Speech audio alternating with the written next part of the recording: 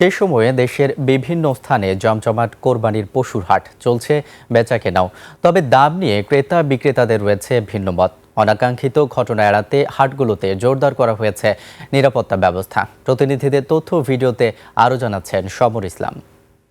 ঈদ আসবে, সাথে ক্যাশব্যাকও আসবে। নিজের বা প্রিয়জনের জন্য কেনাকাটায় এবারও নগদ পেমেন্টে পাচ্ছেন দারুণ ক্যাশব্যাক। তাই যাই কিনুন, পেমেন্ট করুন নগদে। জমজমাট বেচাকেনা চলছে উত্তরাঞ্চলের অন্যতম বৃহৎ পশুর হাট রংপুরের লালবাগ হাটে। উত্তরের বিভিন্ন জেলা থেকে এসেছে প্রচুর গরু ছাগল। ঢাকা চট্টগ্রাম থেকেও পাইকাররা কিনে নিয়ে যাচ্ছেন পশু।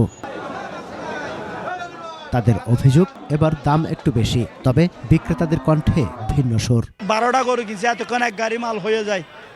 মাল এখন তো দাম বেশি ছাড়তেছে না। 80 থেকে 75 থেকে 1 লাখের মধ্যে যে গরুগুলো, এগুলোর ক্ষেত্রে দামের কম বেশিটা বেশি হচ্ছে।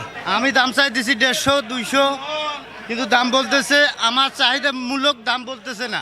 ইজারাদার ও পুলিশ জানায়, বাজার ব্যবস্থাপনা ও নিরাপত্তা জোরদার করা হয়েছে। এখানে যারা নির্দ্বিধায় গরু কেনা বেচা করতে পারে, এই জন্য আমরা সার্বিক নিরাপত্তা পালন করার জন্য তাজহাট থেকে আমরা এখানে মোতায়েন হচ্ছি।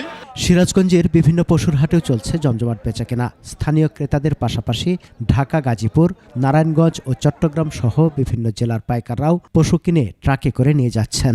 দাম তেমন বেশিও না কমও না, কেনা যাবে আর কি।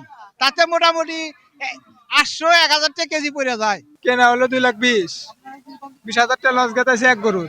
গরুর দাম আছে হাতের নাগালে। দুই দিকের ব্যবস্থাপনার ক্ষেত্রে আমাদেরকে অধিক সতর্ক এবং অধিক পরিমাণে শ্রম দিয়ে অধিক সুন্দর পরিকল্পনা করে নির্বিঘ্নে সড়ক শৃঙ্খলা এবং সড়ক নিরাপত্তা নিশ্চিত করতে হবে। কুষ্টিয়ার পশুর হাটে ছোট বড় নানা জাতের গরু। দূর দূরান্তের পাইকাররাও এখান থেকে পশু কিনে নিচ্ছেন।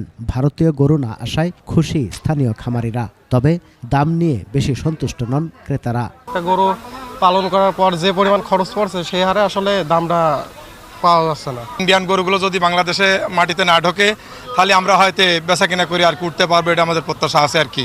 হাটে দেশীয় জাতের গরুর চাহিদা বেশি বলছেন ক্রেতা বিক্রেতারা। সমর ইসলাম, 21 টেলিভিশন।